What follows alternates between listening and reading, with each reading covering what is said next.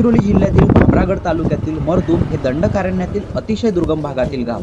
या गावात राहणाऱ्या आणि स्पर्धा परीक्षांची तयारी करून आपल्या गावाच्या विकासाचे उत्तुंग स्वप्न पाहणाऱ्या साईनाथ चौतू नरोटी या निष्पाप विद्यार्थ्यांची नक्षलवाद्यांनी पोलिसांचा खबऱ्या असल्याचा संशय घेत हत्या केली.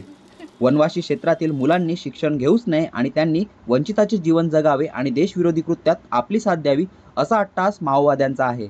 आदिवासी बांधवांमध्ये या घटनेची प्रचंड नाराजी असून या घटनेचे तीव्र पडसाद उमटताना दिसत आहे. आदिवासी बांधवांचा रोष लक्षात घेता नुकतेच नक्षलवादी चळवळीतील लोकांनी एक पत्र प्रसिद्ध करून आपली बाजू मांडली आहे. शिवाय याविरुद्ध आवाज उठवणाऱ्या सामाजिक कार्यकर्त्यांना धमकी देखील त्यात नमूद करण्यात आली आहे. याविषयीची सविस्तर माहिती जाणून घेऊया या व्हिडिओच्या माध्यमातून. सर, हे काय एकंदरीत हे काय प्रकरण आहे आणि कशा पद्धतीचं तुम्हाला धमकीचं एक पत्र आलं आहे, काय याच्याबद्दल अधिक माहिती सांगता येईल? 8 मार्च रोजी मरदूल म्हणजे भामरागड तालुक्यामध्ये मरदूल या गावामध्ये साईनाथ नरोटे या एका विद्यार्थ्याची हत्या झाली आणि हत्या झाल्यानंतर आम्ही त्याचा विरोध केला की बा ही हत्या नक्षलवाद्यांनी केली एक विद्यार्थी. तर त्यांनी त्याच्या प्रत्युत्तरमध्ये म्हणजे म्हटलं की बा तो विद्यार्थी हा विद्यार्थी नसून हा पोलिसांचा खबर आहे. मग आम्ही म्हटलं की हा पोलिसांचा खबर नाही, कारण त्याच्या घरी गेलो, त्याची वास्तविकता पाहिली. तो विद्यार्थी शिक्षण घेत होता आणि शिक्षण घेऊन त्याचं स्वप्न होतं, त्याच्या घरच्यांचं स्वप्न होतं की बा हा अधिकारी बनावं. कारण ते 4 भाऊ आहेत. 4 भावापैकी एकाला शिकवत होते, कारण याच्यासाठी की त्यांची परिस्थिती एवढी चांगली नाही आहे. पण त्यांचं घरच्यांचं एक स्वप्न होतं की बा हा शिकेल आणि अधिकारी बनेल. आणि अशा ह्याच्यातच तो काही काळापूर्वी पोलीस भरतीला सुद्धा गेला होता.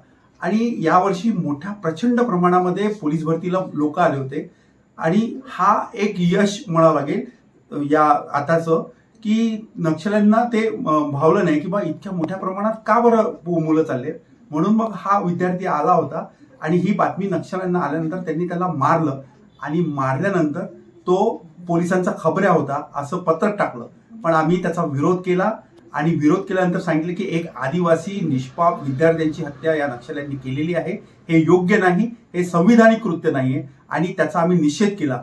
आणि त्यामुळे त्या निषेध केल्यामुळे त्यांना मग त्याचा धक्का बसला आणि त्याच्यातच त्यांनी मग आम्हाला पत्र टाकलं. नक्षल्यांचं एक असं अस्त्र असतं ते म्हणजे पत्रक टाकणे आणि आपली भूमिका त्याच्यातून स्पष्ट करत असतात.